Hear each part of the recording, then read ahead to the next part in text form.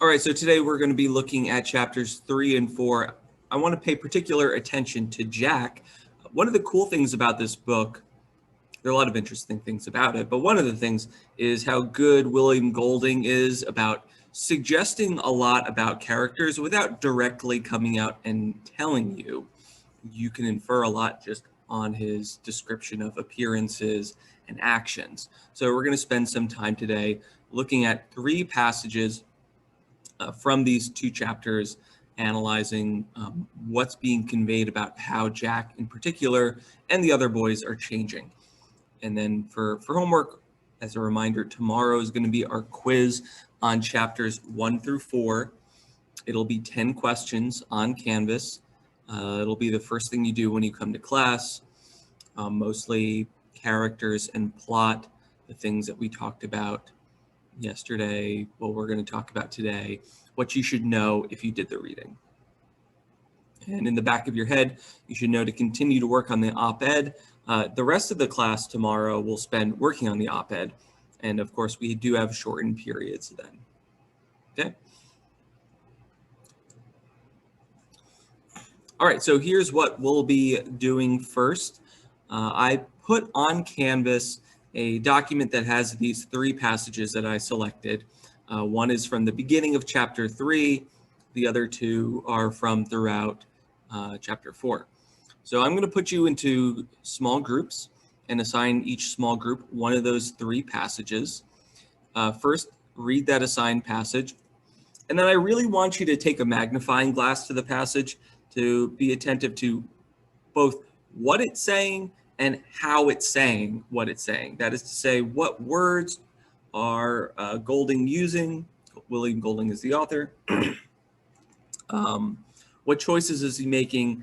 How are these, communicating Jack's character trait?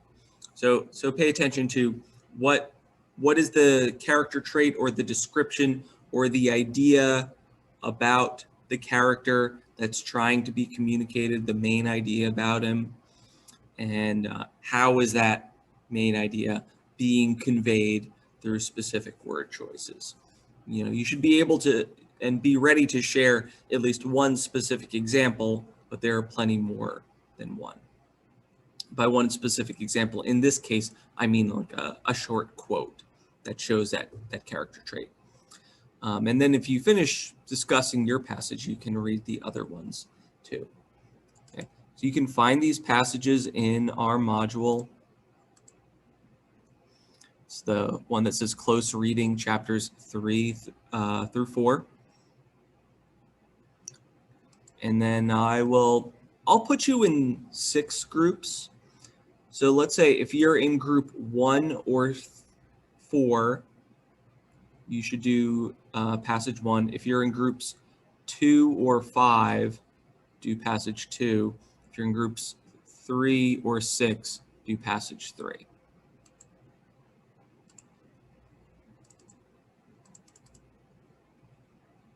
So look at your group before you enter the breakout room.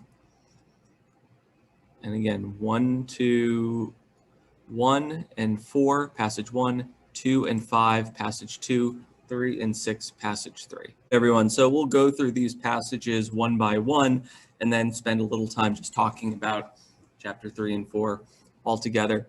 Passage 1 we'll start with is from the beginning of that chapter, Huts on the Beach.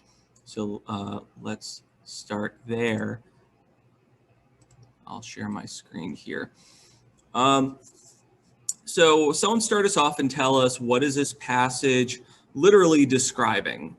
And then we'll get to some of the more symbolic significance of it. But what's happening in this section, and what does it tell us about Jack?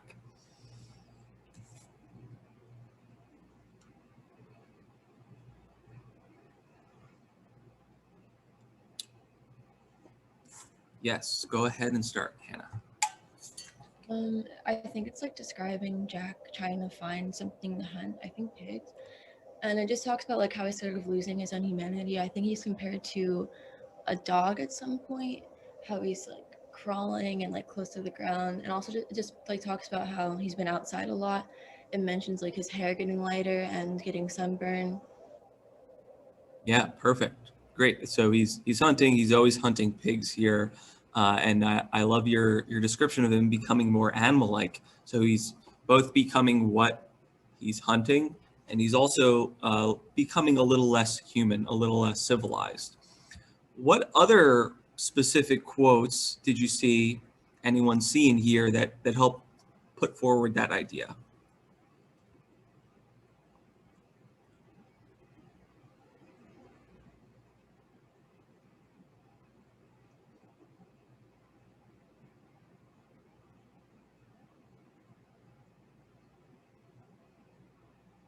So we have that he was dog-like, right? But what else? Yes, Andrew. His back was a mass of dark freckles and peeling sunburn. Let me see. Where is that? It's just right after the part with his hair. What was it? I'll just do Control F. Oh, it's not showing up. Oh, I see. Cool. And what is that showing us exactly? Oh, it's just showing how much he's changing and what's happening to him being stuck here. Good. So he's physically becoming worn out. It's what we also might be able to tell from this is a decent amount of time has elapsed, right? This isn't the day after they arrived. This is who knows how long, a week or more. So it's been a while since they've been here. Good attentiveness. What else do you notice? What other quotes do a nice job of showing this transformation?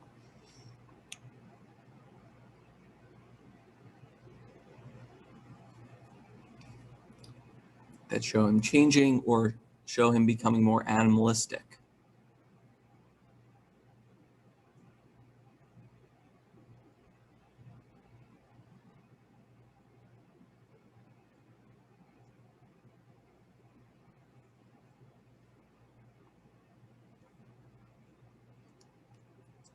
Okay, well, what do you notice about this first line?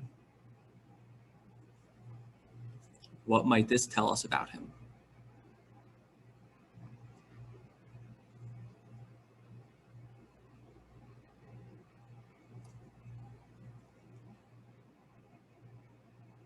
Actually, I'll extend it to both of these. So he's bent double. That means he's on his knees on the ground.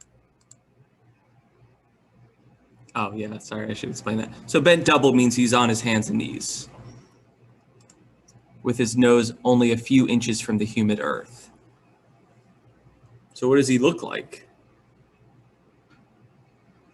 An animal? Yeah, exactly. He looks like an animal that's hunting its prey. His nose a few inches from human earth. I don't know about you, but I can't actually, track animals by scent. And yet that seems like what he's trying to do. So in physical appearance, he's becoming to resemble some kind of beast. You might also note he closed his eyes, raised his head, and breathed in gently with flared nostrils, again, animal-like.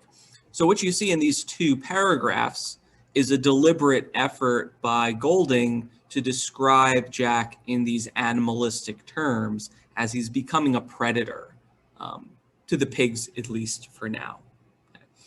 He doesn't come out and say it. You might miss it if you're reading too closely, but it's definitely there. Let's go to the next passage. This is, I think, one of the most, to me, interesting passages in the whole novel, and it has to do with Roger. You might remember him briefly mentioned in chapter 1 as being this kind of slight boy who's described as furtive. Furtive is a word just kind of means sneaky or secretive, but quiet. And in this scene, there's another boy who's kind of playing around in the water, looking at things floating around in it, and Roger starts throwing rocks at him. If we were all in the classroom, I would usually crumple up a few balls of paper and start throwing them around to demonstrate. The rocks land just around this boy in the water, Henry. They don't actually hit him. So what about this passage? Why is Roger throwing these rocks but not hitting Henry?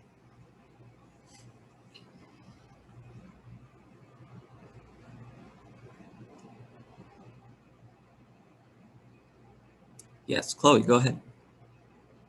I was kind of getting from the paragraph that like over time they were becoming like a different force, like going away from civilization and becoming like their own like community. And like throwing rocks around him was kind of like getting away from like parents and all. I don't know. It was like No, that's all good. Could you identify a specific sentence or phrase that led you to that conclusion? it was more like near the end where it said, "Here, invisible yet strong, was the taboo of the old life," and then squatting child was the protection of parents in school and policemen and the law, and then Good. like the last part too. Yeah, so it's almost like there's a force field around Henry, this little boy playing in the water, that protects him. And what is that force field? The taboo of the old life. Taboo, like, is, if you haven't heard that word, it's anything that's out of bounds or forbidden by a culture. So a taboo isn't necessarily a law. It often isn't a formal official law, but it's just some practice that's generally considered to be inappropriate or unacceptable by society. Just like how it's, well, not always, but kind of taboo now to like, it would be taboo to just walk into like a store these days without your mask on coughing, right? That's become something taboo, something that if you do that, people will be like, oh, what's this person doing? Good. So, what else can we say about this? What else did you notice that phrases that are interesting, or that other phrases that help us understand Roger?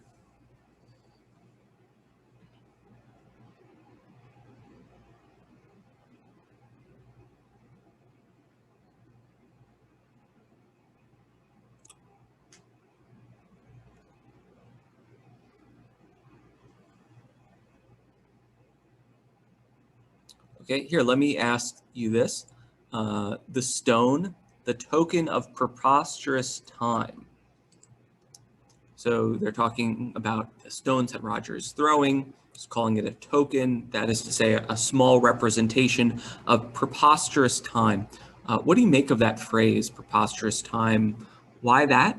What's that kind of suggesting to us?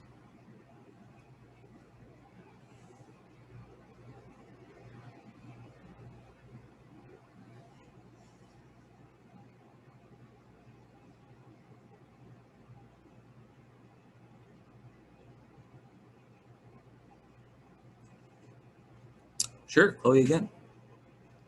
Maybe the stone is kind of like their life now, and then when it like hits around Henry, it's like their life kind of like different from their life now different from their old life, kind of. Okay, I think that makes sense. That was actually a little more involved than what I was going for, but I think that's fair to say that they're, as time passes on the island, they're changing. Other possibilities?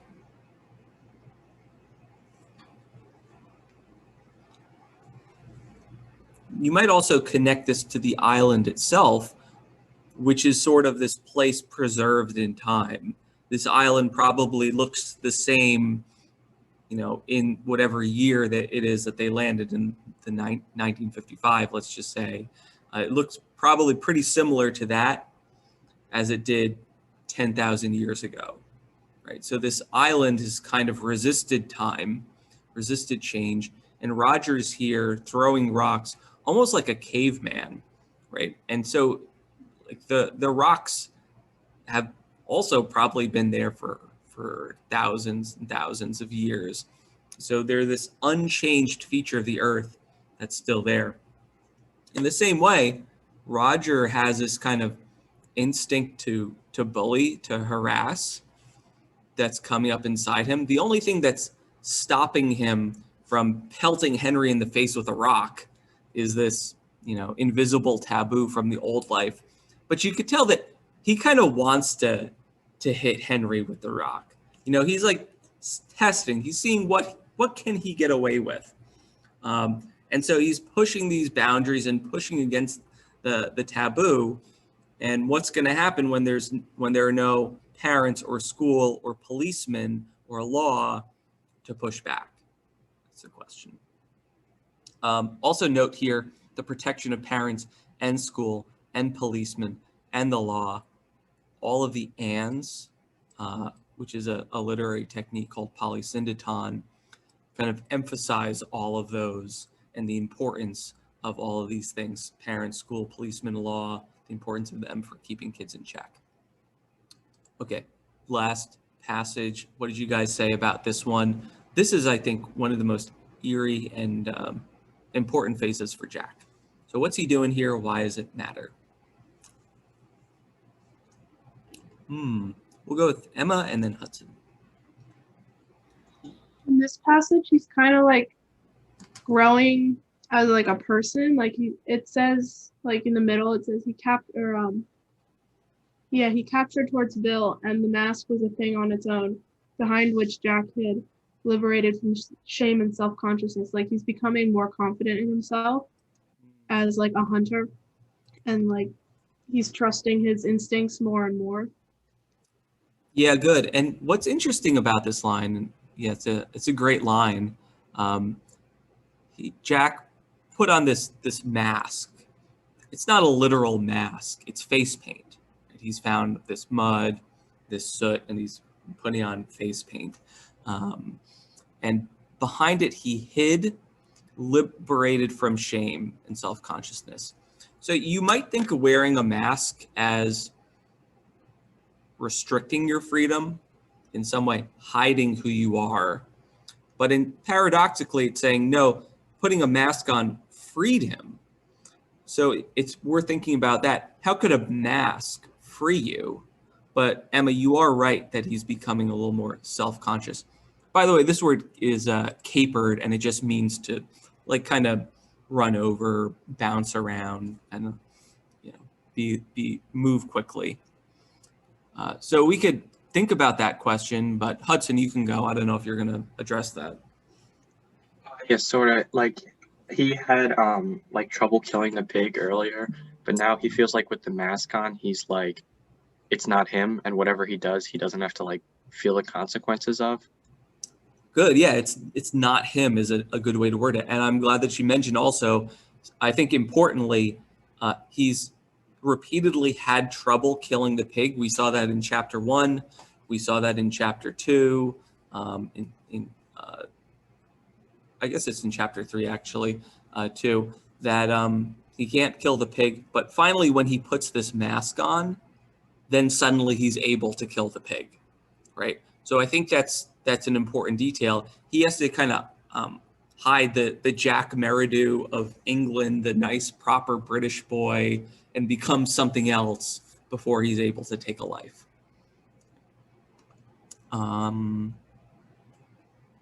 He's also, I'll also just point this out, he's looking at himself, not at himself, but at an awesome stranger. Awesome as a word, now we use as really, really cool. It used to mean inspiring awe. So if you saw some like grand cathedral, you might say, oh, this is an awesome cathedral, not because it's like super cool, though it might be, but because it fills you with awe and wonder. So the stranger he's looking at in the water that he's become is something kind of awe-inspiring. There's also something creepy about this passage. He began to dance, and his laughter became a bloodthirsty snarling. Like he's becoming sort of crazed and maniacal after he put this mask on. Sort of like what people say about Halloween. Like you put on a mask and it's fun because you could become someone else, and you're kind of free from that taboo of the old life that we just talked about. That's what's happening here with Jack. Okay. Anything else to say about this or any of these other passages?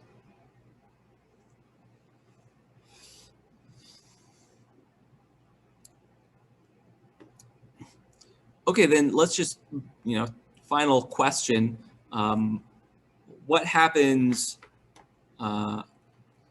Jack does succeed in killing a pig finally, but at what cost? What does he give up or lose in order to catch the pig that Ralph is upset about in chapter 4?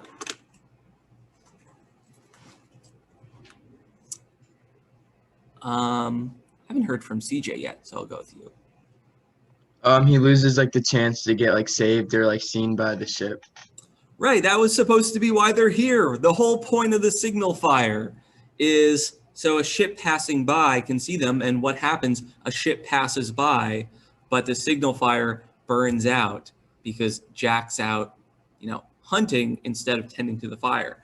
So what are the options he's weighing here? Is it to, why is he here? What is his job? Is it to hunt, which he thinks is fun, or is it to do the hard work of maintaining the fire, which is kind of boring, but will lead them to escape?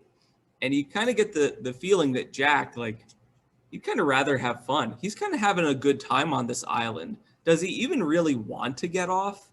Maybe he just wants to hunt and be the big shot who gets food for everyone. Right. Any other interesting observations about chapter 4 that you'd like to share?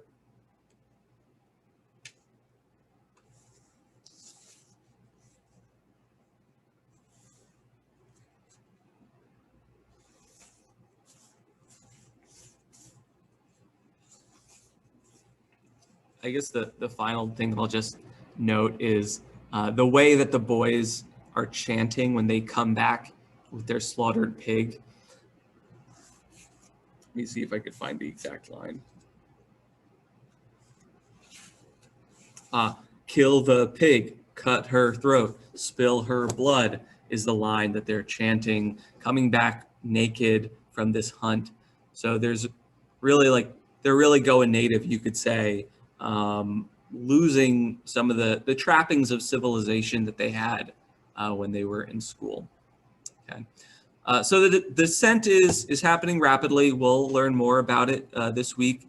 Just so you know, if you want to get a head start with the reading, so tomorrow, Wednesday, and Thursday will be op-ed days. I'm going to ask you to read the next 2 chapters, 5 and 6, for Friday. So you can do it later in the week if you want to get a head start on it tonight. Feel free, but our quiz on chapters 1 through 4 will be tomorrow. Any questions before we go?